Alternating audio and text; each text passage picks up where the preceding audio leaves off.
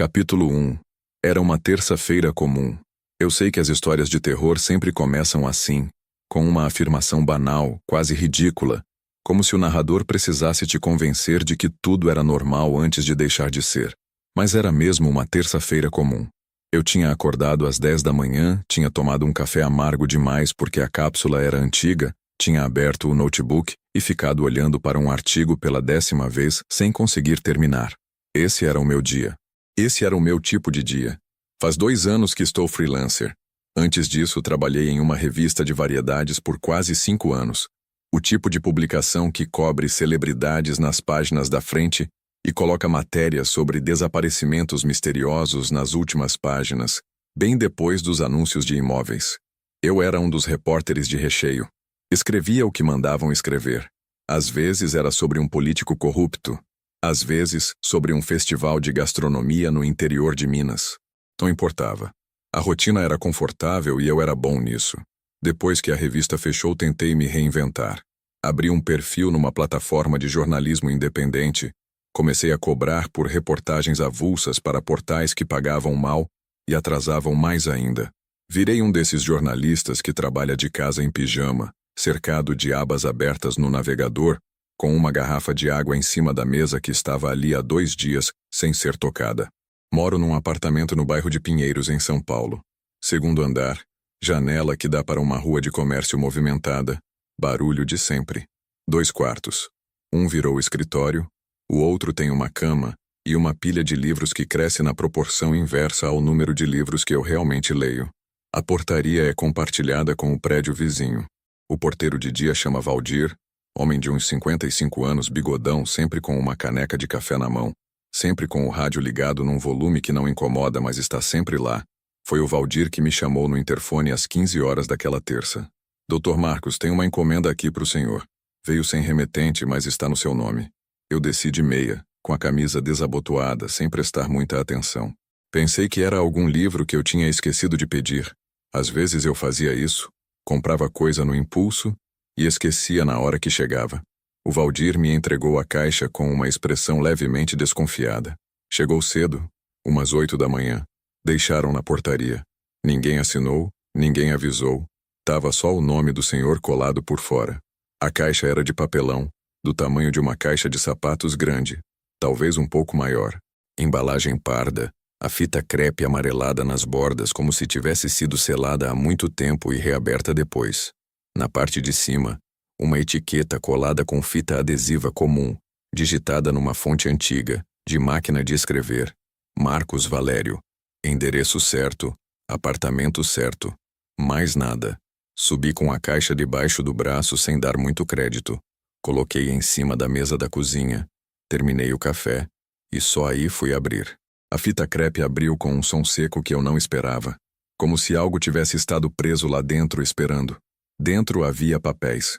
Muitos papéis. Prontuários médicos, percebi logo. Dava para ver pelo formato, pela fonte datilografada, pelo cabeçalho institucional em algumas folhas. 11 conjuntos de documentos, cada um preso com um grampo enferrujado, organizados em ordem numérica. Prontuário 1, Prontuário 2, até o Prontuário 11. Havia também uma foto, preto e branco, tamanho 13 por 18, com as bordas levemente dobradas como se tivesse sido carregada no bolso por muito tempo. Mostrava um grupo de homens, uns 15 ou 20, posicionados em frente a um prédio de arquitetura antiga, com grades nas janelas e uma escadaria de pedra. Alguns usavam jaleco branco, outros, roupas civis escuras. Todos olhavam para a câmera com aquela expressão séria, imóvel, que as pessoas tinham nas fotos antigas, como se sorrir fosse algo leviano demais para aquele momento. E havia um bilhete, meio pedaço de papel sulfite dobrado em 4, escrito à mão com caneta azul. Letra firme, sem tremor. Prontuário 7. Leia com calma. Depois veja a foto de novo. Fiquei olhando para o bilhete por uns 30 segundos. A minha primeira reação foi pensar que era algum engano, alguém com o mesmo nome ou um endereço errado copiado de um cadastro antigo. Minha segunda reação foi pensar que era alguma fonte querendo me passar uma pauta de um jeito dramático e desnecessário. Jornalistas recebem informações de formas esquisitas às vezes. Já tinha acontecido antes. Peguei o Prontuário 7. A capa tinha um cabeçalho: Hospital Colônia do Estado, Divisão Judiciária, Franco da Rocha. Em seguida, uma linha preenchida à máquina. Paciente: Ernesto Valério. Data de internação: 14 de março de 1941. Motivo: perturbação moral grave e comportamento ameaçador a terceiros. Debaixo disso, um número de registro: 074 Gil de 1941. Abri a primeira página. A ficha médica era padrão do tipo que eu já tinha visto em documentos históricos: diagnóstico, histórico familiar, observações do médico responsável. O doutor responsável era identificado apenas pelas iniciais JMV. Nada incomum até ali. Mas então comecei a perceber que o dossiê tinha duas vozes: a voz oficial, os relatórios médicos, as anotações clínicas, a letra burocrática e distante, e uma segunda voz. Uma letra completamente diferente, menor, inclinada para a direita, firme, irregular como a de um homem que aprendeu a escrever numa escola rigorosa. O paciente tinha escrito dentro do próprio prontuário, não nas margens, não em folhas avulsas, nas páginas mesmo, nos espaços em branco entre os relatórios, nas bordas, na contracapa, como se durante anos ele tivesse encontrado um jeito de chegar à sua própria ficha e deixar ali o que os médicos não escreviam. A primeira linha do paciente estava na terceira página, logo abaixo de uma nota clínica que o descrevia como refratário ao tratamento e com episódios frequentes de agitação verbal. Ernesto tinha escrito com uma letra calma e deliberada: não estou agitado, estou com medo. Há diferença, embora aqui ninguém se importe em distinguir as duas coisas. Li aquela frase 3 vezes.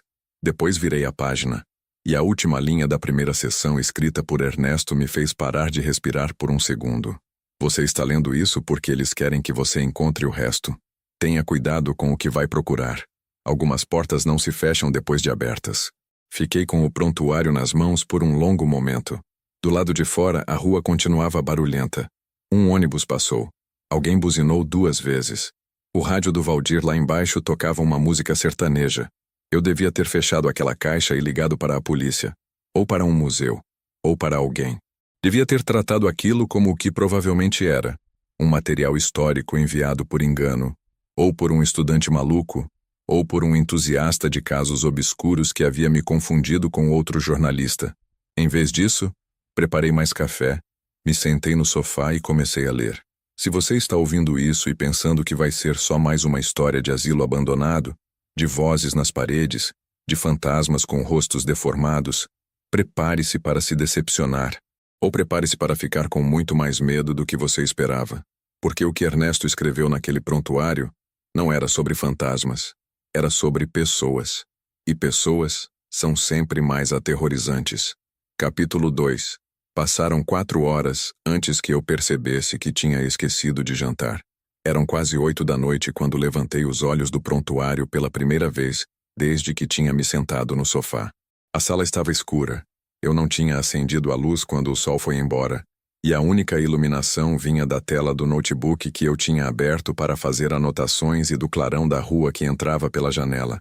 Percebi que estava com a espinha doída, com os ombros encolhidos, como se tivesse ficado horas contraído sem perceber. Levantei, acendi a luz. Aqueci uns pedaços de pizza que tinham sobrado do dia anterior.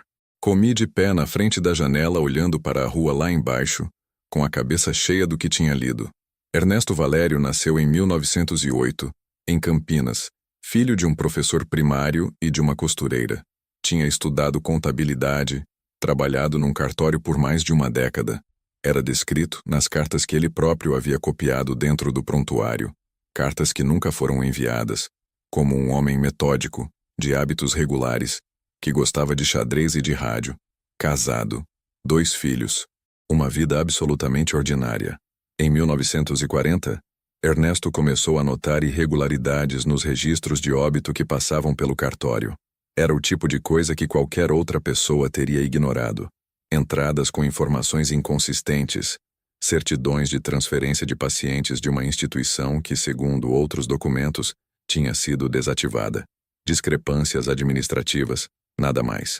Mas Ernesto era contador por formação e tinha o tipo de mente que não conseguia deixar um número errado passar. Ele investigou, Com a discrição e a paciência de um homem acostumado a trabalhar com documentos, foi puxando um fio atrás do outro. E o que encontrou o perturbou o suficiente para que ele fosse falar com o delegado regional. 2 semanas depois dessa conversa, Ernesto Valério foi internado no Hospital Colônia de Franco da Rocha por ordem judicial.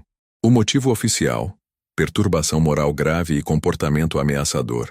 Ele tinha 33 anos, o mesmo que eu estava prestes a completar. Dentro do prontuário, nas páginas que ele foi preenchendo ao longo dos anos, Ernesto descrevia a instituição com uma precisão quase clínica, como se a sua forma de manter a sanidade fosse documentar tudo o que via. O prédio principal tinha 3 pavimentos, construído em tijolo maciço no estilo das colônias do começo do século. Havia jardins externos que eram mantidos pelos próprios pacientes. Havia uma enfermaria, uma sala de procedimentos, refeitório, e depois havia os pavilhões. O pavilhão A era para os chamados mansos, pacientes considerados estáveis, que realizavam tarefas domésticas e tinham certo grau de liberdade dentro do terreno. O pavilhão B era para os agitados, mais grades, menos janelas, mais barulho, menos sono. E havia o pavilhão C. Ernesto demorou quase 1 ano para mencionar o pavilhão C pela primeira vez. Quando o fez, a letra estava ligeiramente menos firme do que nas páginas anteriores. Não tremida, mas contida, como se ele estivesse escolhendo cada palavra com cuidado redobrado. O pavilhão C fica nos fundos do terreno, separado dos outros blocos por um corredor coberto que só os funcionários usam. Eu o avistei pela primeira vez de longe, numa manhã em que eles me deixaram trabalhar no jardim dos fundos. É menor que os outros pavilhões. As janelas são menores também. Não há barulho vindo de lá, nem de dia, nem de noite. Quando perguntei ao enfermeiro Benedito o que ficava naquele prédio, ele me olhou de um jeito estranho e disse: casos especiais. Não quis dizer mais nada, mas nas semanas seguintes, comecei a notar que às vezes, sempre de madrugada, sempre por volta de 2 ou 3 da manhã, um carro preto estacionava no corredor entre os pavilhões. Ficava uns 20 minutos. Ia embora, sempre sem ligar os faróis. Passei para a próxima sessão de anotações de Ernesto. Nela ele falava sobre 3 homens. O primeiro se chamava Antônio Brás, um lavrador de 50 e poucos anos, internado por ser considerado incapaz de se governar. Ernesto o descrevia como um homem simples, mas completamente lúcido, que não entendia por que estava ali e perguntava todos os dias quando poderia ir para casa. Em uma manhã de agosto de 1942, um funcionário foi até o dormitório, chamou Antônio pelo nome e disse que ele ia ser transferido para outro pavilhão para tratamento especializado. Antônio pegou o paletó que tinha, seu único pertence, e foi sem reclamar. Nunca mais voltou. O segundo era um rapaz chamado Dirceu. Ernesto não sabia o sobrenome. Jovem, uns 20 e poucos anos, que havia sido trazido por familiares que não aguentavam mais seus ataques de raiva. Dirceu era agressivo, sim, mas não de um jeito que Ernesto achasse irrecuperável. Era um jovem com raiva da própria vida, não um louco. 2 meses depois de Antônio, Dirceu também foi chamado. Também foi para o tratamento especializado. Também nunca voltou. O terceiro era um senhor chamado Benedito Ramos. Não confundir com o enfermeiro de mesmo nome. Um ex-professor que estava ali por motivos que Ernesto nunca soube ao certo. Homem culto quieto, que passava os dias lendo quando conseguia livros e que às vezes jogava xadrez com Ernesto num tabuleiro que eles tinham feito com pedaços de papelão. Benedito foi o último dos 3. Foi levado numa tarde de fevereiro de 1943. Ernesto escreveu: quando Benedito saiu, eu quis segui-lo. Fui até a porta do dormitório e olhei pelo corredor. Vi-o seguindo o funcionário em direção ao fundo do prédio. Vi-o desaparecer pela porta que levava ao corredor coberto. Depois não vi mais nada, mas percebi que o funcionário que o havia buscado, um homem baixo de óculos que eu nunca tinha visto antes e nunca vi depois, carregava uma pasta de documentos, e que essa pasta tinha o emblema do hospital na capa, e que o número escrito na pasta era o mesmo número do prontuário de Benedito. Guardei isso. Não sei porquê. Às vezes a gente guarda coisas que não sabe ainda que vai precisar. Fiz uma pausa na leitura. Estava em pé na cozinha, tinha comido a pizza fria sem prestar atenção no gosto, e percebi que estava com as mãos levemente úmidas. Lavei, Sequei, voltei para o sofá. O prontuário continuava. Ernesto descrevia nas páginas seguintes sua tentativa de entender o que havia acontecido com os 3 homens. Ele verificou os registros oficiais que conseguia alcançar, as poucas informações que circulavam entre os pacientes do pavilhão A, os comentários descuidados de enfermeiros nos corredores. Segundo os registros oficiais, os 3 tinham sido transferidos para outras instituições. Transferências por motivo de superlotação, dizia a papelada. Mas Ernesto tinha percebido uma coisa. As transferências sempre aconteciam quando o Dr. Vasconcelos estava na instituição. Ele não era o diretor. Era um colaborador externo, um visitante frequente. Vinha às terças e às quintas, sempre no período da tarde, sempre com a mesma pasta de couro marrom. Os funcionários mudavam de postura quando ele chegava. Ficavam mais rígidos, mais silenciosos. O diretor titular, Dr. Almeida, que normalmente era um homem expansivo e falava alto pelos corredores, ficava quase submisso perto de Vasconcelos, como se houvesse uma hierarquia que os documentos oficiais não registravam. Dr. Vasconcelos. Eu escrevi esse nome no meu caderno e sublinhei 2 vezes. Era quase meia-noite quando cheguei ao fim das anotações da segunda sessão. Ernesto tinha terminado aquela parte com uma frase que ficou na minha cabeça como uma lasca de vidro que você não consegue tirar. Eu vim parar aqui, porque vi uma porta que não devia estar aberta. Agora estou do outro lado dela, e percebo que há outra porta, mais funda, mais escura, e que alguém aqui tem a chave. Fechei o prontuário, olhei para o teto por um tempo. Depois abri o notebook e comecei a pesquisar. Era preciso que você entenda uma coisa antes de continuar. Até esse momento eu ainda achava que isso era uma pauta. Um caso histórico interessante, talvez negligenciado, com potencial para uma reportagem longa num portal de jornalismo investigativo. Eu estava empolgado da maneira que jornalista fica empolgado, com aquela adrenalina de puxar um fio que pode levar a alguma coisa. Não estava com medo. Ainda não. O medo viria. Mas depois. Capítulo 3. Passei 3 dias pesquisando antes de sair de casa. Esse é o meu jeito de trabalhar. Primeiro acumulo o máximo de informação que consigo de fontes secundárias antes de ir a campo. É mais eficiente e evita que você chegue numa entrevista sem saber o que está procurando. O Hospital Colônia de Franco da Rocha existiu de verdade. Isso eu já sabia. Tinha visto o nome antes em contextos vagos, mas agora fui fundo. Fundado em 1896 como Hospício do Estado de São Paulo, seção judiciária, foi uma das primeiras instituições brasileiras criadas especificamente para receber pacientes considerados alienados com periculosidade jurídica, ou seja, pessoas que haviam cometido crimes e foram consideradas inimputáveis, além de pessoas que, por decisão de familiares ou autoridades, foram declaradas incapazes de conviver em sociedade. A legislação da época era vaga o suficiente para que qualquer juiz simpático pudesse internar qualquer pessoa por motivos que hoje seriam absolutamente ilegais. Homossexuais, mulheres consideradas desobedientes, trabalhadores que participavam de greves, pessoas que simplesmente incomodavam as famílias ou o poder local. O processo era simples. 2 médicos assinavam uma declaração, um juiz homologava e pronto. O hospital foi expandido ao longo das décadas seguintes. Nos anos 40 e 50, justamente o período em que Ernesto estava lá, era uma das maiores instituições psiquiátricas do estado, com capacidade para mais de 1000 pacientes, embora frequentemente operasse com o dobro disso. Os registros históricos disponíveis eram incompletos. Uma parte do arquivo foi destruída num incêndio nos anos 70, incêndio de origem indeterminada, segundo o relatório da época. Outra parte foi transferida para o arquivo estadual, onde permanecia parcialmente catalogada. Havia também registros que nunca tinham sido digitalizados e que, segundo o site do Arquivo Público, estavam em processo de avaliação para preservação. Burocracia para não sabemos onde estão. O hospital foi desativado progressivamente ao longo dos anos 90, como parte de uma reforma psiquiátrica nacional. O último paciente saiu em 1999. O prédio principal foi demolido em 2003, após laudos indicarem risco estrutural. O terreno pertencia ao governo do estado, e desde então, não havia recebido nenhuma nova construção.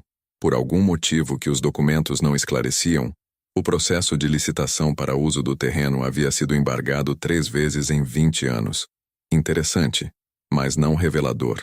O que me interessava era Dr. Vasconcelos. E sobre ele, os registros públicos não tinham quase nada. O nome aparecia em 2 documentos que eu consegui localizar. Uma ata de reunião do Conselho Médico Estadual de 1944, onde ele era listado como colaborador especialista em neurologia comportamental, e uma nota de rodapé num artigo acadêmico de 1971 sobre a história das instituições psiquiátricas brasileiras, onde era mencionado brevemente como um dos pioneiros das técnicas de modificação comportamental no Brasil, cuja obra permanece pouco estudada. Pioneiro das técnicas de modificação comportamental. Em 1944, eu sabia o que isso poderia significar. Na primeira metade do século XX, modificação comportamental, em contexto psiquiátrico, era um eufemismo amplo que cobria desde terapia pela fala até lobotomia, eletrochoque sem anestesia, isolamento prolongado e experimentos que hoje seriam considerados crimes contra a humanidade. Era uma época em que os limites éticos da medicina eram decididos pelo médico mais graduado na sala, não por comitês ou legislação. Procurei por JMV, as iniciais do médico responsável pelo prontuário de Ernesto. Com base no contexto, tentei cruzar com nomes de médicos que constavam nos poucos registros públicos do hospital. Depois de algumas horas, encontrei Dr. José Manuel Vasconcelos. Formado pela Faculdade de Medicina de São Paulo em 1932, especialização em neurologia em Berlim, entre 1934 e 1936. Retornou ao Brasil em 1937. Berlim. 1934 a 1936. Não preciso explicar o que isso significa para quem conhece um pouco de história. Continuei pesquisando. Encontrei o obituário de Vasconcelos num arquivo digitalizado do jornal O Estado de São Paulo, edição de 14 de setembro de 1971. Morte por infarto, aos 64 anos. Era um obituário curto de 3 parágrafos, o tipo que jornais dão para pessoas que não eram celebridades, mas tinham alguma posição social. Mencionava sua carreira médica de forma genérica, sua participação em iniciativas pioneiras de saúde pública, seus filhos e netos. Havia uma foto. Peguei a foto que tinha vindo na caixa, a foto de grupo de 1943, e aproximei da tela. Era ele. Terceiro da esquerda na segunda fileira. Mais jovem, claro, mas inconfundível. O mesmo ângulo da mandíbula, os óculos redondos, a postura ligeiramente inclinada para a frente. Dr. José Manuel Vasconcelos, em 1943, na escadaria do Hospital Colônia de Franco da Rocha. E então olhei para o resto da foto. Havia outros rostos que eu podia tentar identificar. Comecei a examinar as placas nos jalecos. Algumas eram visíveis, outras estavam desfocadas ou viradas. Num dos homens à esquerda, na primeira fileira, dava para ler assiste, e depois um nome que começava com C. Anotei no caderno. Assistente. Nome começa com C. Então meu telefone tocou. Era um número desconhecido. Atendi. Silêncio. Não o silêncio de uma ligação caindo. O silêncio de alguém que está do outro lado e não está falando. Fiquei esperando uns 5 segundos. Depois desliguei. Voltei para o notebook. 2 horas depois, o número desconhecido ligou de novo. Mesmo silêncio. Desliguei mais rápido dessa vez. Na terceira vez, não atendi. Fui dormir às 3 da manhã com a cabeça cheia e o prontuário na mesa da cozinha. Deixei a luz do corredor acesa. Não por medo, me disse, mas porque não estava com vontade de procurar o interruptor no escuro. Na manhã seguinte, liguei para o Arquivo Público do Estado de São Paulo e pedi informações sobre acesso ao acervo do Hospital Colônia de Franco da Rocha. A moça que atendeu foi educada, mas não muito útil. Esse acervo está parcialmente disponível para consulta presencial. Documentos anteriores a 1960 precisam de autorização especial e podem levar até 90 dias para ser liberados. 90 days? Eu disse, em inglês por reflexo, e me corrigi. 90 dias? É o processo padrão para documentos com sigilo médico. O sigilo médico de pessoas que morreram há mais de 50 anos. Pausa.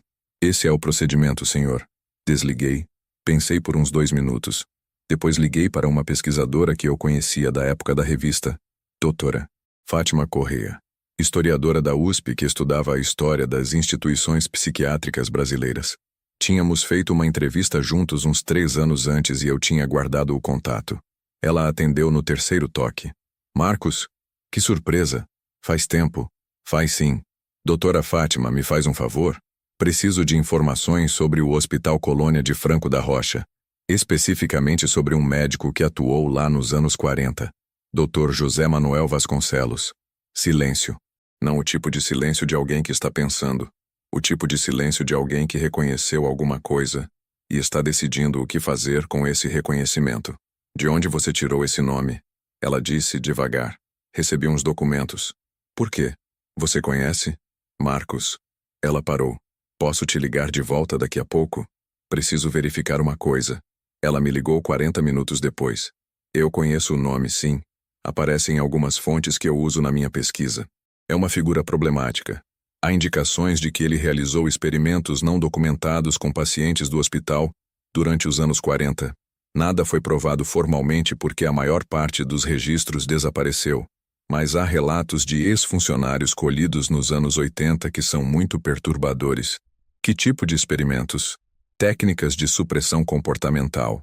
Combinações de fármacos experimentais com isolamento prolongado. Possivelmente mais do que isso, mas sem documentação é difícil afirmar.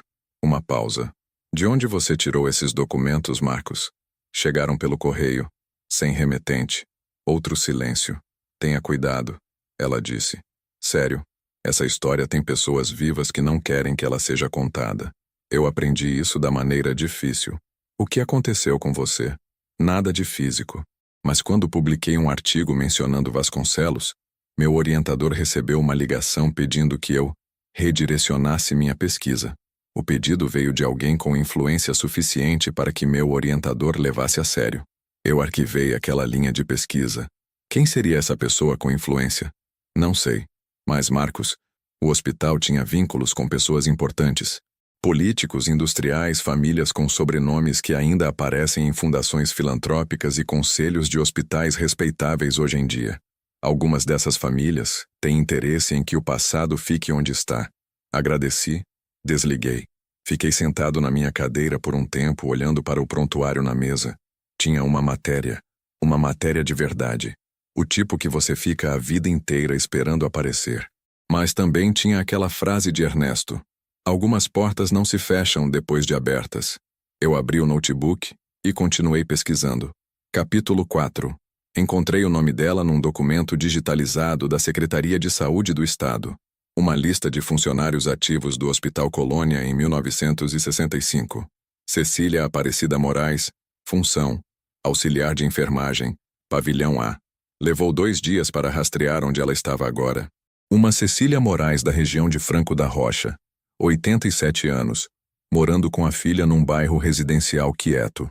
Liguei para o número que achei num cadastro antigo. A filha atendeu. Fui honesto. Disse que era jornalista, que estava pesquisando a história do hospital, que queria apenas uma conversa. A filha foi fria. Minha mãe não fala sobre aquele lugar. Eu entendo, mas é importante. Tem documentos que... Ela não fala sobre aquele lugar. Repetiu. Desculpa. Ia desligar quando ouvi ao fundo uma voz de mulher idosa dizer algo que eu não entendi completamente. Depois a filha voltou ao telefone. E a voz dela tinha mudado. Ela quer falar com você. Mas eu preciso estar presente. Fui a Franco da Rocha no dia seguinte. Num sábado de manhã no meu carro velho que fazia um barulho suspeito na 3ª marcha. Franco da Rocha fica a uns 40 quilômetros de São Paulo. Uma cidade pequena que cresceu em torno da linha do trem, com ruas largas no centro e bairros residenciais tranquilos nas periferias. A casa da filha de Dona Cecília era uma construção dos anos 80. Tijolo aparente, jardim na frente com uma roseira e um limoeiro, garagem com um carro velho. A filha, Rosane, uns 60 anos, cabelos grisalhos cortados curtos, expressão cansada mas não hostil, me recebeu na porta e me levou para a sala. Dona Cecília estava sentada numa cadeira de balanço perto da janela. 87 anos. Miúda, com o cabelo branco preso num coque simples e as mãos, marcadas pelo tempo, cheias de veias salientes, descansando no colo. Ela olhou para mim quando entrei com aquela atenção específica dos idosos que ainda têm tudo no lugar, A atenção de quem avalia pessoas. Você é jornalista? Ela disse. Afirmação, não pergunta. Sou. Obrigado por me receber, Dona Cecília. Rosane disse que você tem documentos do hospital. Tenho. Prontuários. Recebidos de forma anônima. Ela balançou a cabeça levemente. Não de surpresa. De reconhecimento. De qual ano? A maior parte dos anos 40. Um em especial de um paciente chamado Ernesto Valério. O nome não produziu nenhuma reação visível. Ela simplesmente disse: Eu não estava lá nos anos 40. Entrei em 58. Mas ouvi histórias. Que tipo de histórias? Ela olhou para a filha. Rosane deu de ombros com uma expressão que dizia: Você decidiu falar, então fale. Tinha um pavilhão nos fundos. Dona Cecília começou, com a voz calma de quem está recitando algo que decorou há muito tempo. O pavilhão C. Quando eu cheguei, ele estava fechado. Disseram que tinha sido desativado por falta de uso. Mas os funcionários mais antigos, os que estavam lá desde os anos 40 e 50, não gostavam de falar sobre aquele pavilhão. Por quê? Porque coisas ruins aconteceram lá. Ela disse isso com uma simplicidade que era mais pesada do que qualquer drama. O doutor que trabalhava lá, Vasconcelos, era o nome dele. Não era como os outros médicos. Os outros médicos, mesmo os ruins, mesmo os negligentes, tinham alguma intenção de cuidar, mesmo que cuidar para eles significasse coisas que hoje seriam consideradas cruéis. Mas Vasconcelos, ele não estava lá para cuidar. O que ele estava fazendo? Ela me olhou, testando. Era o que diziam os mais velhos, testando coisas que ele tinha aprendido lá fora, na guerra, métodos para mudar como as pessoas pensavam, para fazer uma pessoa deixar de ser quem ela era. Isso tinha um nome. Os funcionários chamavam de o tratamento. Paciente vai para o tratamento. Paciente não volta. É assim que era. Não voltavam para o pavilhão A, ou não voltavam de jeito nenhum. Silêncio longo. Das duas formas. Ela disse por fim. Alguns sumiam. Outros voltavam, mas não eram a mesma pessoa. Ficavam quietos demais. Não respondiam quando você chamava. Comiam quando colocavam comida na frente. Dormiam. Nada mais. Eu escrevi no caderno sem olhar para ele para não desviar os olhos dela. Dona Cecília, você sabe o que foi feito com os registros do pavilhão C? Queimaram. Sem hesitação. Quando o hospital começou a ser fiscalizado nos anos 70, aconteceu um incêndio no depósito de arquivos. Disseram que foi acidental. Todo mundo sabia que não foi. Todo mundo sabia, mas ninguém fez nada. Ela me olhou de novo com aquela expressão paciente dos velhos diante dos ingênuos. Você sabe o que acontecia com quem falava demais naquela época? Disse ela. Vasconcelos tinha amigos. Amigos com poder. Um funcionário que tentou registrar uma queixa nos anos 50 foi mandado embora no dia seguinte. Não ficou sem emprego. Ficou sem referência, sem documento, sem possibilidade de trabalhar em qualquer coisa que valesse. A família foi embora da cidade. Nunca mais ninguém ouviu falar deles. Fiquei com o caderno parado na mão. Dona Cecília, tem uma última coisa que preciso perguntar. Quando você olha para essa foto, tirei a foto do envelope que eu tinha trazido e estendi para ela. Você reconhece alguém além de Vasconcelos?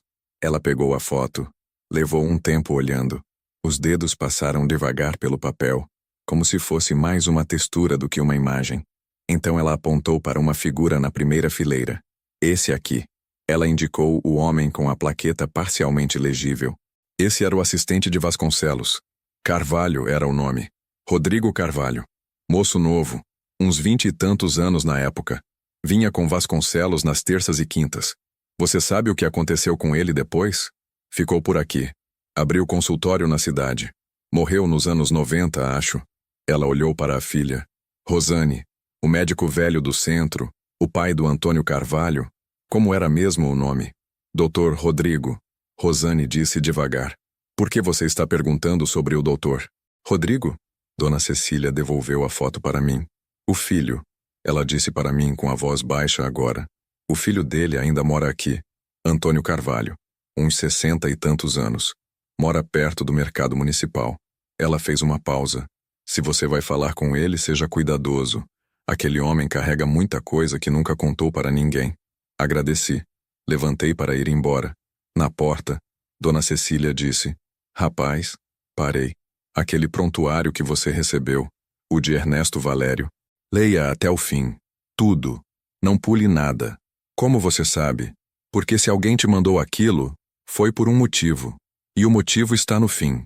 Voltei para São Paulo com anotações novas. Um nome novo. Antônio Carvalho.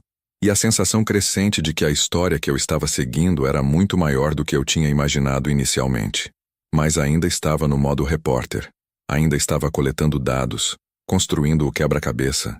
Eu não tinha chegado ainda à parte em que o quebra-cabeça começasse a construir algo sobre mim. Capítulo 5. Decidi ver o terreno com meus próprios olhos antes de ir ao pavilhão C pelo prontuário. Era uma quarta-feira à noite quando cheguei em Franco da Rocha de volta. Eu sei que ir a um terreno abandonado à noite é exatamente o tipo de decisão idiota que os personagens de histórias de terror tomam, e que faz o público querer gritar: não faz isso. Mas era o horário que eu tinha disponível, e a lógica racional que eu ainda estava usando me dizia que o terreno era só um terreno, nada de sobrenatural, só chão, pedra e mato. Deixei o carro a 2 ruas de distância e fui a pé. O terreno ficava numa área que tinha sido mais movimentada no auge do hospital. Agora era uma rua residencial de densidade baixa, casas com muros altos, sem muita iluminação. O lote era grande, cercado por uma grade de metal que, em alguns pontos, tinha cedido ou sido forçada. A vegetação do lado de dentro tinha crescido sem controle por mais de 20 anos. Capim alto, arbustos, algumas árvores jovens que tinham nascido entre o que eram, visivelmente, as fundações dos prédios demolidos. Usei a lanterna do celular. A bateria estava em 62%. Anotei mentalmente como um detalhe tranquilizador que, se precisasse fugir de alguma coisa, eu teria luz suficiente. Entrei pelo ponto onde a grade tinha afastado do concreto, suficiente para passar lateralmente. O mato estava molhado, tinha chovido cedo naquela tarde, e minhas calças estavam encharcadas até o joelho em menos de 2 minutos. Ótimo começo. Orientei-me pela planta baixa que eu tinha fotografado do prontuário. O prédio principal ficava na frente do terreno. A fundação ainda era visível. Um retângulo de pedra e concreto baixo coberto de mato. Passei por ela em direção aos fundos. A escada de pedra da foto de 1943 ainda estava de pé, parcialmente. 3 degraus de uma série de 8. O resto coberto pelo crescimento de décadas. Parei ali um momento. Olhei para cima, para onde o prédio tinha estado. O céu estava nublado, sem lua visível. O silêncio era do tipo específico das periferias de cidades pequenas à noite. Não total. Havia grilos e o som distante de um cão latindo, mas com aquela qualidade de que o barulho humano ficou para trás. Continuei para os fundos do terreno. O corredor coberto que Ernesto descrevia estava reduzido a 2 fileiras de pilares de concreto. O telhado havia desabado ou sido removido. As fundações do pavilhão B eram maiores, mais espalhadas. E então, mais para o fundo ainda, mais próximo do muro traseiro do terreno, o pavilhão C era menor do que eu esperava. A estrutura estava mais intacta do que os outros prédios. As paredes externas tinham ido abaixo, mas a fundação era mais robusta, mais funda. Dava para ver que o piso original ainda estava ali em parte. Azulejo branco com borda azul, partido e manchado, mas reconhecível. As janelas eram de fato menores, 4 aberturas estreitas em cada parede, com as grades de ferro ainda no lugar, enferrujadas mas firmes. Fiquei parado na borda da fundação por um tempo, e foi então que vi o brilho. Não era brilho de luz, era o reflexo da minha lanterna em alguma coisa entre as pedras do piso. Algo metálico. Desci 2 degraus para dentro da fundação. Afastei um pouco do mato com o pé, agachei. Era uma chave, presa ao concreto por arame enferrujado, como se tivesse sido colocada ali deliberadamente, amarrada para não ser levada pela água ou por animais. Era uma chave simples, de metal escuro, de tamanho médio, o tipo que você vê em fechaduras antigas de portas pesadas. Puxei. O arame resistiu. Puxei mais forte. Saiu com um estalo que soou muito mais alto do que devia num lugar tão aberto. Segurei a chave na palma da mão sob a luz da lanterna. Na parte plana da chave, gravado com algum instrumento pontiagudo, não impresso, gravado à mão, letra a letra, estava EV 1948. Ernesto Valério, 1948. Ernesto tinha morrido em 1948, 7 anos depois de ser internado. Mas antes de morrer, ele havia escondido uma chave no chão do pavilhão C, amarrada com arame para que ficasse lá, para que alguém a encontrasse décadas depois. E a chave abria o quê? Fiquei em pé, com a chave na mão, olhando ao redor. Não havia mais nada visível. O piso da fundação tinha seções cobertas de entulho e vegetação que eu não havia examinado. Comecei a olhar mais sistematicamente, usando a lanterna para varrer cada seção. No canto nordeste da fundação, onde a vegetação era mais densa, havia uma seção do piso que não era azulejo. Era uma tampa, madeira reforçada com tiras de metal, coberta de terra e crescimento, quase invisível. Escovei com o pé. A madeira havia apodrecido nas bordas, mas o centro estava sólido. Algum tipo de madeira tratada, muito mais grossa do que o normal. Havia uma fechadura. Olhei para a chave. Olhei para a fechadura. Era óbvio demais. Era óbvio demais para ser coincidência. E era óbvio demais para não ser uma armadilha. Fiquei parado ali por uns 2 minutos completos, tendo essa conversa comigo mesmo em silêncio. E depois, porque sou um idiota ou porque sou jornalista, que às vezes é a mesma coisa, enfiei a chave na fechadura. Virou. Mas não abri a tampa naquela noite. Não porque tive medo, ou não só por isso, mas porque percebi que não tinha equipamento, não tinha câmera melhor, não tinha ninguém que soubesse onde eu estava. Se havia algo lá embaixo que precisava ser documentado, eu precisava voltar preparado. Guardei a chave no bolso, saí do terreno, fui para o carro, liguei o motor. As mãos estavam levemente trêmulas, percebi isso quando tentei engatar a marcha. No caminho de volta para São Paulo, meu celular tocou. Número desconhecido. Deixei tocar. Parou. Voltou a tocar. Parou de novo. Cheguei ao apartamento às 2 da manhã.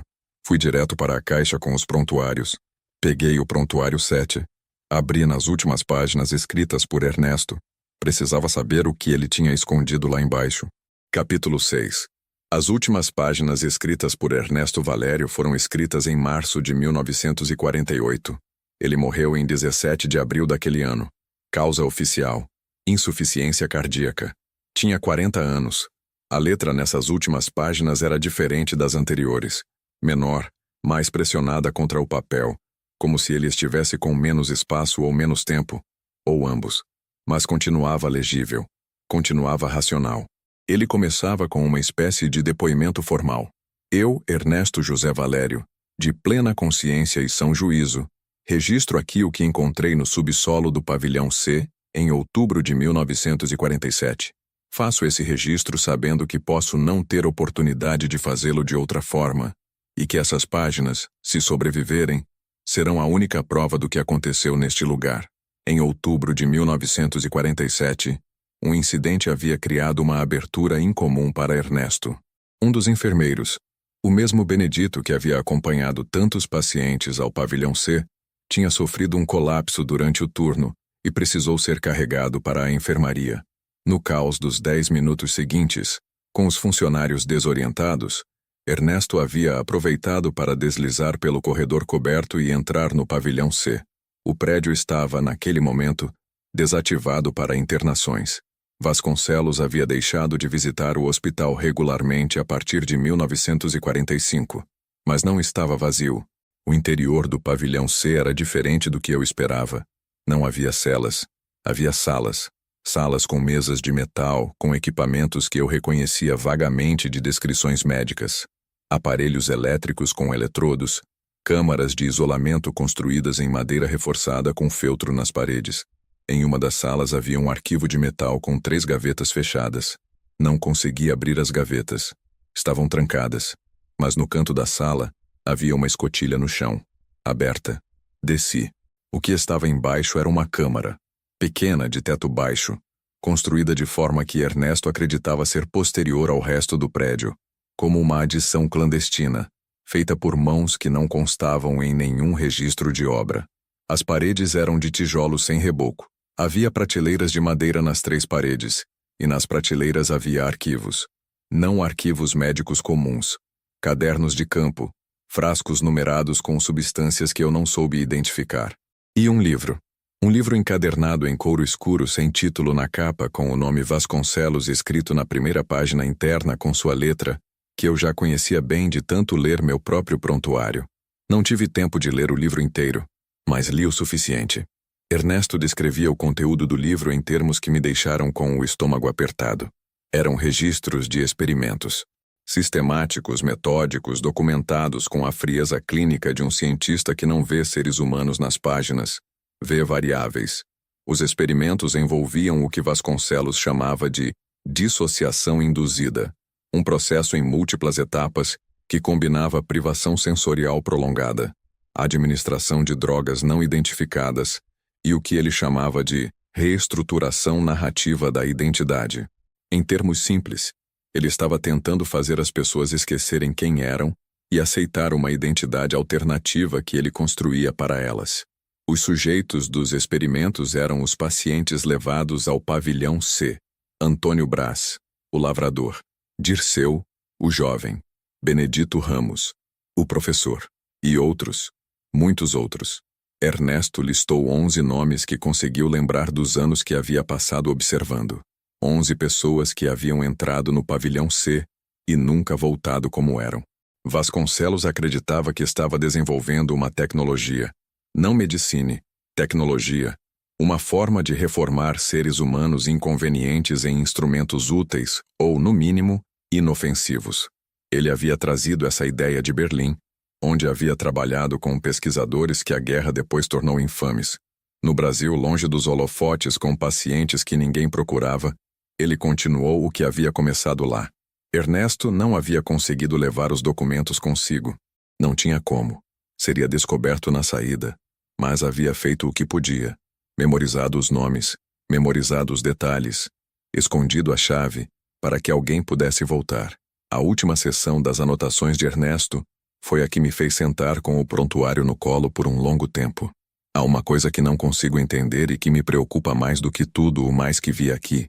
No livro de Vasconcelos, nas últimas páginas, havia uma seção diferente das anteriores.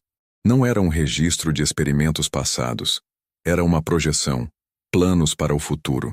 E esses planos descreviam um investigador, alguém que viria depois, que encontraria o arquivo, que publicaria o que havia acontecido aqui.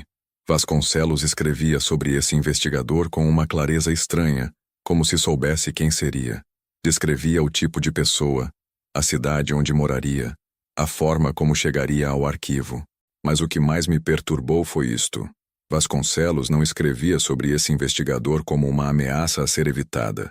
Escrevia sobre ele como parte do plano, como se a investigação não fosse destruir o trabalho, mas completá-lo. Não entendo o que isso significa, mas precisei registrar. As páginas acabavam ali. Fiquei com o prontuário fechado nas mãos por um longo tempo. No silêncio do apartamento às 3 da manhã. O investigador era parte do plano. Eu precisava falar com Antônio Carvalho. Capítulo 7. Antes de ir a Franco da Rocha pela terceira vez, abri a caixa de novo e examinei o que havia sobrado. Os prontuários de 1 a 6 e de 8 a 10, que eu tinha folheado, mas não lido com profundidade. E o prontuário 11, que eu ainda não tinha aberto. Algo me dizia para deixar o prontuário 11 por último. Não sabia bem por quê. Uma intuição. Talvez o modo como o bilhete tinha enfatizado o prontuário 7, deixando os outros como contexto, e o 11 como algo não mencionado, presente mas não nomeado. Passei 2 horas nos prontuários restantes. Eram fichas de outros pacientes do hospital, diferentes décadas, diferentes histórias, mas com um padrão recorrente. Menções ao pavilhão C, menções ao tratamento, registros de transferências que os pacientes jamais confirmavam depois. Um prontuário de 1953 tinha uma linha escrita por um paciente, uma mulher desta vez chamada Maria da Conceição, 42 anos, que dizia apenas: ouvi o homem do pavilhão C gritando de madrugada durante 3 noites. Na 4ª noite não ouvi mais nada. Isso é o que mais me assusta. O silêncio. Fechei o último deles. Guardei o prontuário 11 separado. Fui a Franco da Rocha. E Antônio Carvalho morava numa casa discreta a 2 quadras do mercado municipal. Exatamente como Dona Cecília havia dito. Casa simples, bem mantida, jardim pequeno na frente, um Fusca azul na garagem, velho, mas funcionando. Toquei a campainha às 10 da manhã. O homem que abriu a porta tinha uns 65 anos. Talvez mais. Altura mediana, cabelo branco espesso, óculos de armação grossa. Usava uma camisa de botão com o colarinho aberto e calça social.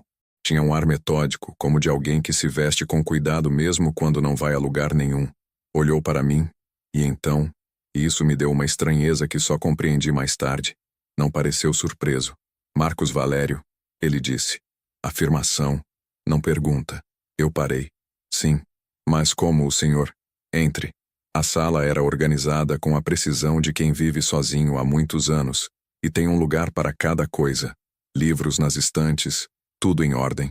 Uma mesa de madeira com uma cadeira na frente da janela, onde ele claramente passava seus dias.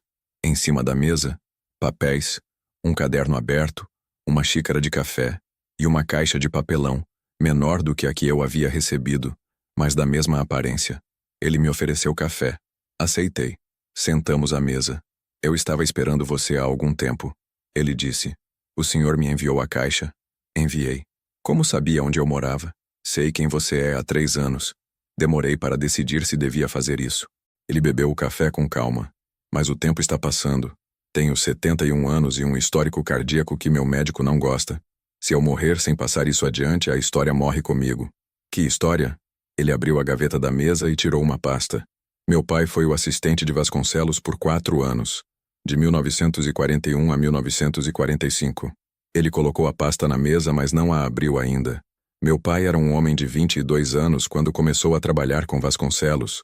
Jovem, ambicioso, achando que estava sendo incluído numa pesquisa importante. Levou tempo para entender o que estava fazendo de fato. O que ele fazia de fato?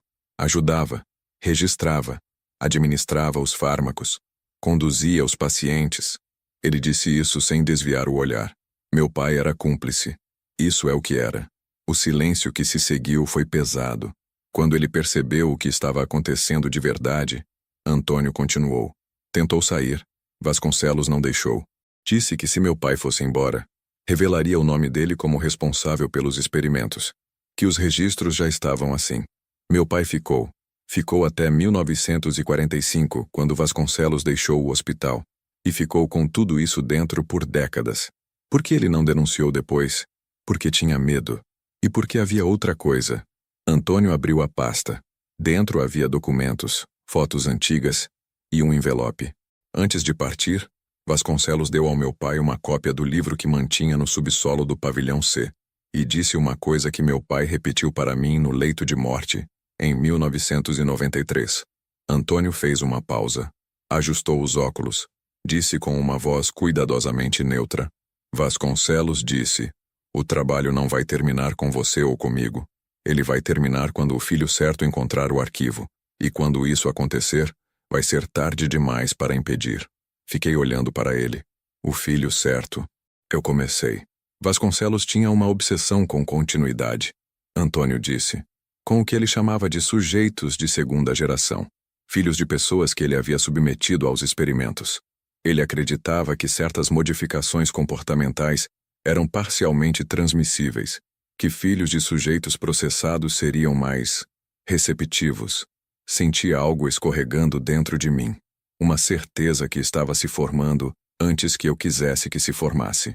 Ernesto Valério, eu disse. Ernesto Valério foi submetido ao tratamento, sim, em 1946. Foi um dos últimos experimentos de Vasconcelos antes de sair. Antônio olhou para mim. Mas Ernesto era diferente dos outros sujeitos. Ele era mais resistente, mais lúcido, e tinha escondido a chave antes de ser levado para o tratamento. Como você sabe que ele escondeu a chave? Porque meu pai viu, e não disse nada. Ele fechou os olhos por um momento. Foi a única coisa de decente que meu pai fez naqueles anos. Deixou a chave onde estava. Ernesto sobreviveu ao tratamento. Sobreviveu. Parcialmente. Ficou diferente depois. Menos articulado. Mais quieto. Mas continuou escrevendo no prontuário. E 2 anos depois, morreu. Fiz a pergunta que eu precisava fazer. O Ernesto teve filhos? Tinha uma filha. Nasceu em 1938 antes de ele ser internado. A filha cresceu, se casou. Antônio olhou para mim com uma expressão que eu não conseguia ler. Você não sabia? Minha garganta estava estranha. Sabia o quê? Ernesto Valério era seu avô materno, Marcos. Lembro do café na xícara na minha frente. Lembro do barulho do Fusca de alguém passando lá fora. Lembro de olhar para as minhas próprias mãos como se fosse a primeira vez que as via. Como você sabe disso? Eu disse, e minha voz saiu estranha de longe. Levei 3 anos rastreando a linhagem de Ernesto. Queria encontrar alguém com razão pessoal para contar essa história. Você era o candidato mais óbvio. Jornalista sem família próxima que pudesse ser pressionada, mora sozinho. Ele disse isso sem crueldade, apenas como fato. Mas também havia outro motivo. O livro de Vasconcelos. Eu disse, lentamente. Ele descrevia um investigador, filho de sujeito processado. Neto, no caso. Antônio tirou o envelope da pasta e colocou à minha frente. Isso é o que está no subsolo do pavilhão C, além dos registros. Mais uma cópia do livro. Você precisa pegar e documentar antes que destruam o terreno. Há uma nova licitação. O processo foi aprovado no mês passado. Tem 60 dias antes que comecem a construir. Olhei para o envelope sem pegar. Tem mais alguma coisa que você não me disse? Ele pausou. Há alguém acompanhando sua investigação. Alguém que não sou eu. Ele disse isso com cuidado, medindo as palavras. Quando eu percebi que você estava rastreando a história, foi quando você ligou para a doutora Fátima Correa. Percebi que outra pessoa também havia percebido. Alguém que tem interesse diferente do meu. Que interesse? Garantir que a história não chegue ao fim. Ou garantir que chegue de uma forma específica. Ele ajustou os óculos novamente. Não sei qual dos dois, mas você precisa ser cuidadoso. As fotos. Eu disse de repente. No subsolo. Havia fotos de mim dormindo no meu apartamento. Você tirou essas fotos? Um segundo de hesitação. Sim. Eu as deixei lá para que você encontrasse e soubesse que estava sendo observado. Queria que você entendesse que havia risco real antes de continuar. Você entrou no meu apartamento enquanto eu dormia para me tirar fotos. A portaria é fácil de contornar depois da meia-noite. Ele disse isso sem o menor constrangimento. Eu sei que parece extremo, mas precisava que você levasse a sério. Levantei. Peguei o envelope. Obrigado pelas informações, seu Antônio. Marcos. Ele me olhou. Há uma última coisa. O prontuário 11. Você ainda não abriu. Parei. Como você sabe que eu não abri? Ele não respondeu imediatamente. Depois disse com uma voz diferente, mais baixa, mais cansada. Porque quando você abrir, vai entender tudo. E vai querer que eu ainda estivesse aqui para explicar. Então me ligue antes de abrir. Anotei o número dele. Fui embora. Capítulo 8. Liguei para minha mãe naquela noite. Havia anos desde que tínhamos tido uma conversa real. Ela morava em Campinas recasada, com uma vida que eu tinha pouco contato. A gente se via no Natal quando dava. Falava no aniversário. Não havia briga. Havia distância. Aquela distância que se forma devagar entre pessoas, quando a vida vai em direções diferentes. Ela atendeu no 5º toque, surpresa com o horário. Eram quase 11 da noite. Marcos, está tudo bem? Está. Mãe, preciso te perguntar uma coisa. Pode perguntar.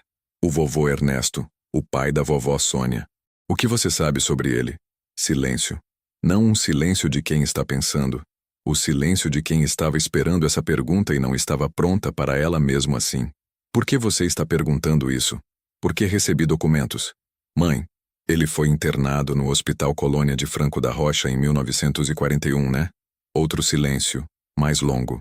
Sua avó nunca quis falar sobre o pai dela. Era um assunto proibido na família. Ela falava devagar, escolhendo as palavras. Quando eu era criança e perguntei para a vovó Sônia sobre ele, ela me disse que tinha morrido cedo de doença.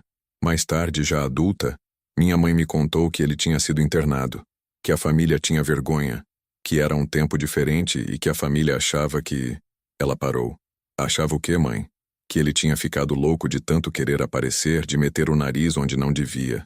A voz dela era triste, não julgadora. Isso era o que diziam. Que ele tinha feito inimigos e pagou o preço. Ele não ficou louco, mãe. Ele foi internado porque descobriu coisas que pessoas poderosas não queriam que fossem descobertas. Outro silêncio. Marcos, ela começou. Eu preciso contar essa história. Alguém precisa. Ela ficou quieta por um tempo. Depois disse com uma voz que eu não reconhecia como dela. Cuida de você.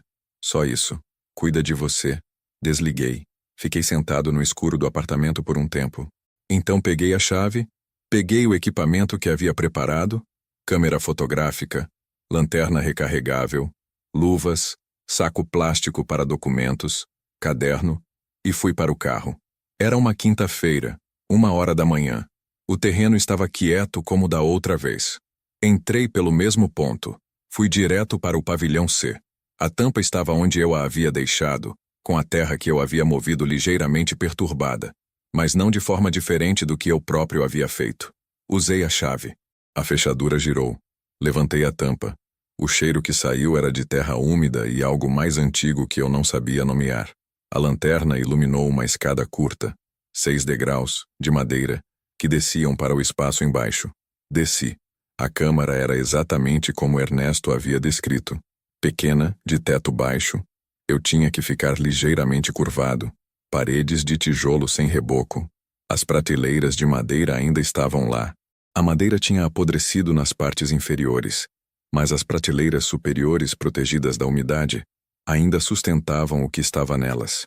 Arquivos, cadernos, frascos e coisas que não eram dos anos 40. Isso me parou. Em meio aos materiais antigos, havia objetos claramente recentes. Uma lanterna de pilha, pequena, moderna, o tipo que você compra em farmácia. Um caderno de capa dura, preto, com espiral metálico, do tipo que qualquer papelaria vende. E um envelope plástico transparente do tipo que se usa para documentos. Dentro do envelope havia fotografias. 12 fotografias impressas em papel fotográfico comum, tamanho 10 por 15, coloridas, nítidas, tiradas com uma câmera boa ou um celular recente. As 12 fotografias eram de mim, eu dormindo no meu apartamento, eu na mesa do computador, visto pela janela de um prédio próximo, eu na fila do mercado, eu no carro, parado no sinal, eu no terraço de um bar numa noite que eu lembrava claramente porque tinha sido o aniversário de um amigo, 2 meses atrás. Alguém havia me seguido por pelo menos 2 meses, fotografado meus hábitos, meus locais, com calma, com método.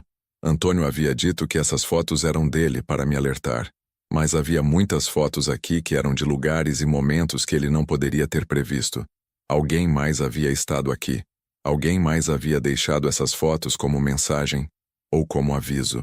Documentei tudo. Fotografei cada prateleira, cada item, cada página que estava legível. O caderno novo estava escrito em letra que não era a de Ernesto. Uma letra atual, de esferográfica azul, com entradas datadas dos últimos 2 anos. Eram anotações sobre a investigação, mas não a minha.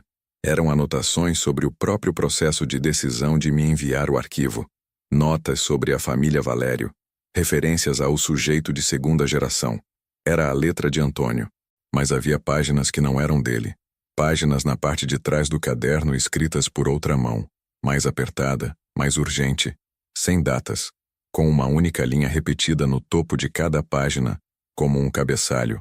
O protocolo continua. Não consegui ler tudo ali embaixo. Não tinha tempo e não estava com calma suficiente. Peguei o caderno, peguei os materiais históricos que consegui carregar, peguei as fotos e subi. Fechei a tampa, guardei a chave no bolso. Saí do terreno quase correndo. No carro, com as mãos trêmulas no volante, liguei para Antônio Carvalho. Não atendeu.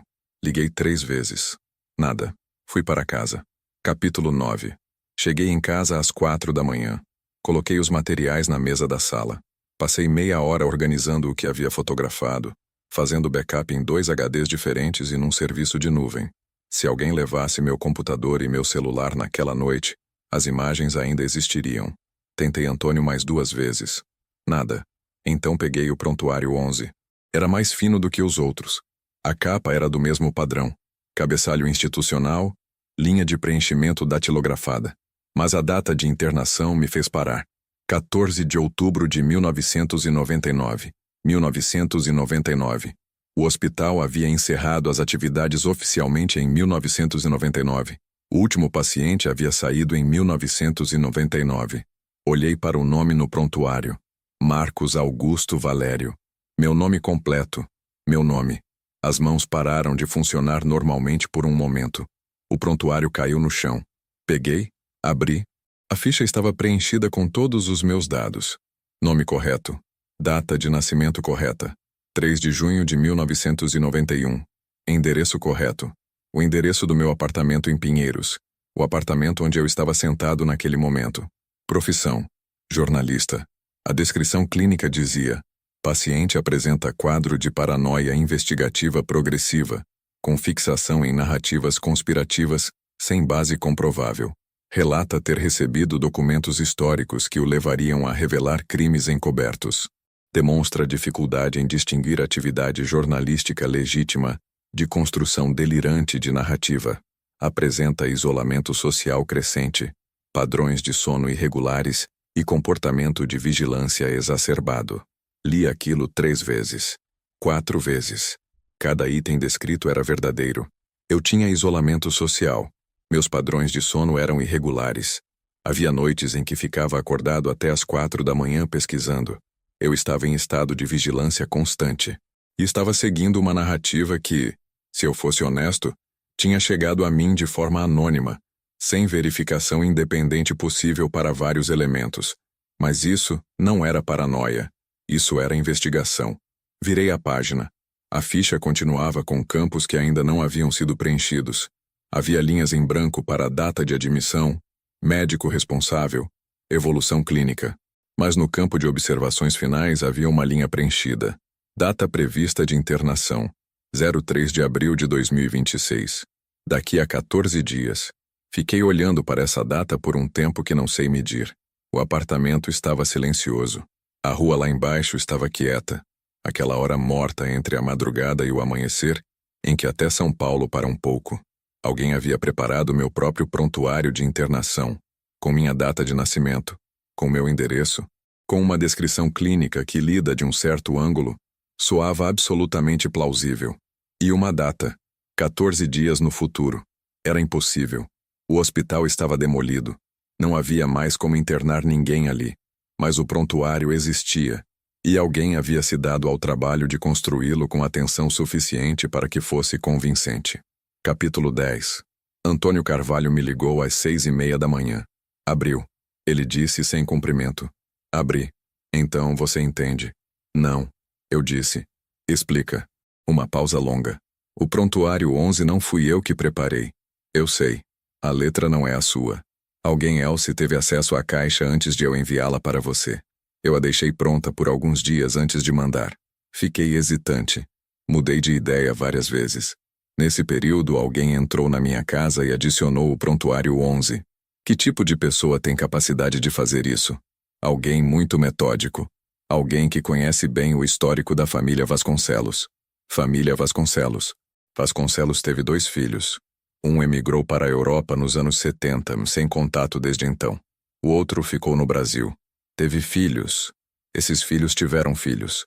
Há uma família que carrega esse sobrenome numa cidade do interior de São Paulo e que, segundo o que eu apurei ao longo de anos, mantém um interesse ativo nos arquivos do hospital. Que tipo de interesse? Interesse em que não sejam encontrados. Ele pausou. Mas há uma possibilidade que me preocupa mais. A qual? Que o interesse não seja suprimir, que seja o oposto. Que alguém queira que você encontre o arquivo e escreva a matéria, mas de uma forma específica. Que quando a matéria sair, há algo na forma como você a conta, algo que você não percebe que está fazendo, que serve a um propósito que você não sabe qual é. Isso é exatamente o que Ernesto escreveu. Que o investigador era parte do plano. Sim. Você acha que alguém me manipulou para chegar até aqui? Acho que é possível. E acho que o prontuário 11 é uma mensagem. Não uma ameaça no sentido de vamos te internar.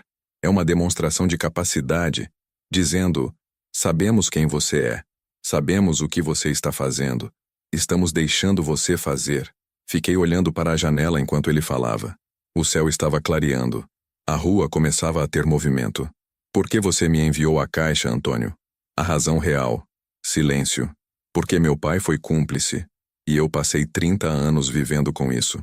A voz dele era mais velha de repente, mais cansada. Eu não posso desfazer o que ele fez. Mas posso tentar garantir que o que aconteceu naquele lugar seja dito. Mesmo sabendo que há pessoas que não querem. E mesmo sabendo que pode haver alguém usando isso para algo que não entendemos. Mesmo assim, porque a alternativa é silêncio. E o silêncio foi o que protegeu Vasconcelos a vida toda. Fiquei quieto. Antônio, o seu pai sabia que Ernesto era meu avô? Sim. E quando eu comecei a pesquisar a família de Ernesto, descobri que você existia. Uma pausa. Sua mãe se chama Beatriz, né? Filha de Sônia. Filha de Ernesto. Sim. Ernesto foi processado pelo tratamento de Vasconcelos. Ficou diferente depois, mas não ficou quebrado. A prova é que continuou escrevendo, continuou documentando. Havia algo nele que não cedeu. Antônio fez uma pausa longa. Talvez isso explique você. Não soube o que responder a isso. Você vai publicar? Ele perguntou. Vou. Então seja rápido. E guarda os documentos em mais de um lugar. Já guardei. Bem. Outra pausa. Marcos. Há uma última coisa que não te disse pessoalmente, mas preciso dizer agora. O que é? O prontuário 7. As últimas páginas de Ernesto, onde ele fala que Vasconcelos descrevia o investigador futuro como parte do plano. Sim? Ernesto não entendia o que isso significava, mas eu acho que entendo. Vasconcelos não queria destruir o investigador.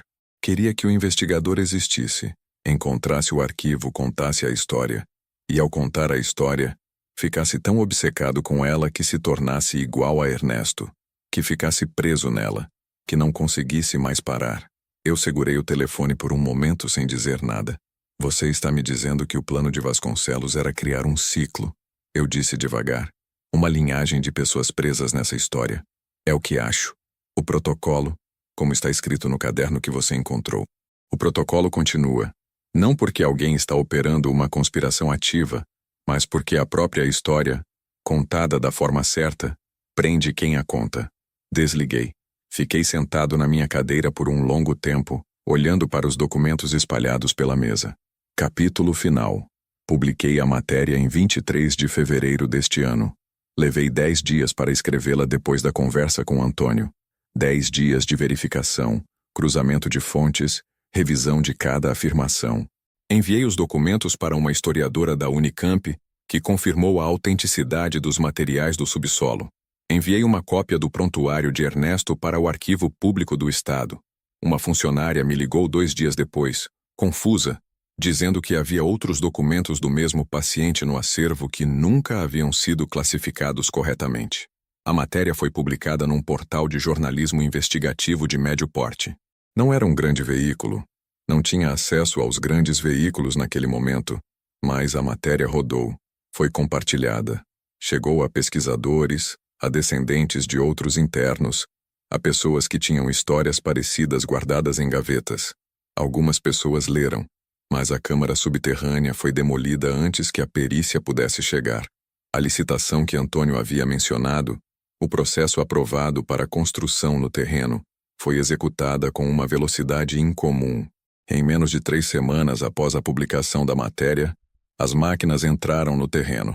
Quando o promotor responsável solicitou uma interdição para a preservação de evidências históricas, o processo foi negado com base em que não havia confirmação independente de que o subsolo continha itens de valor histórico relevante.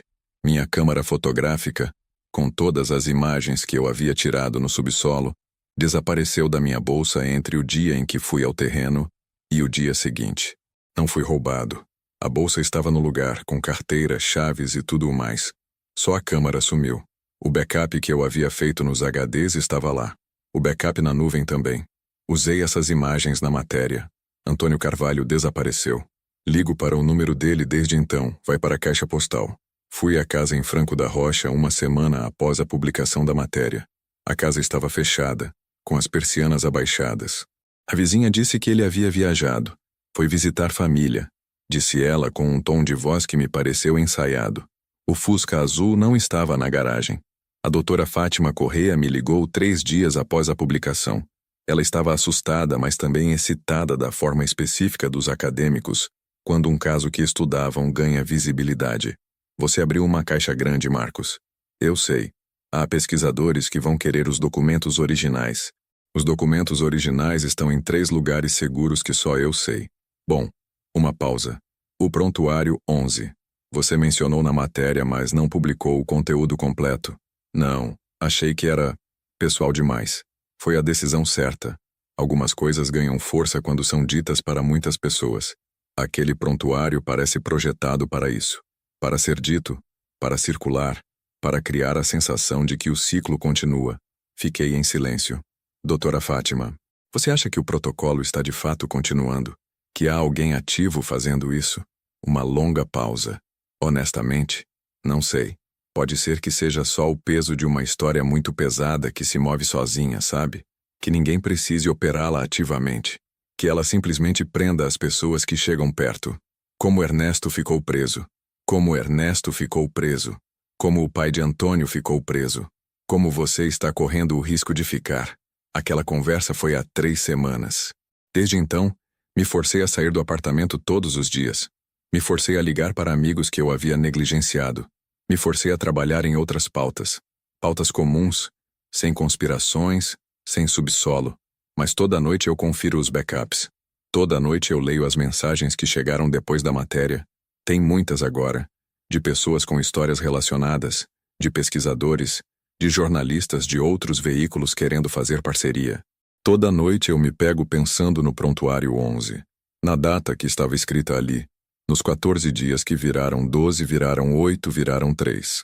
A data prevista no prontuário passou. Nada aconteceu. Ou nada do que eu esperava. Mas o prontuário sumiu da minha mesa, entre o dia em que a data passou e o dia seguinte. Ficou a cópia que eu tinha escaneado.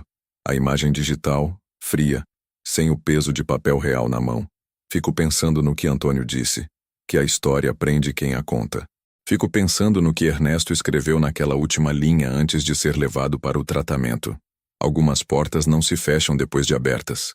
Fico pensando que publiquei essa matéria, que ela está em circulação, que pessoas estão lendo, que a história está se espalhando. E fico me perguntando, e aqui eu preciso ser honesto, preciso dizer isso em voz alta para quem está ouvindo. Se ao contar essa história para você, eu não estou fazendo exatamente o que Vasconcelos planejou que alguém fizesse. Se ao ouvir isso, você não está agora na mesma posição em que eu estava quando abri o prontuário 7, do lado de dentro de uma porta que não se fecha. Fim. O Hospital Colônia do Estado de São Paulo, em Franco da Rocha, existiu de verdade. Funcionou de 1896 a 1999. Os registros de milhares de internos existem, parcialmente catalogados, parcialmente destruídos, parcialmente não encontrados. Os nomes Ernesto Valério, Dr. Vasconcelos, Antônio Carvalho e Marcos são ficcionais. O contexto histórico, a legislação da época, as práticas de internação compulsória e as lacunas nos arquivos públicos são reais. Se você quiser saber mais sobre a história real das instituições psiquiátricas brasileiras, os livros existem. Os arquivos em parte também. Procure com cuidado, algumas histórias não largam quem as encontra.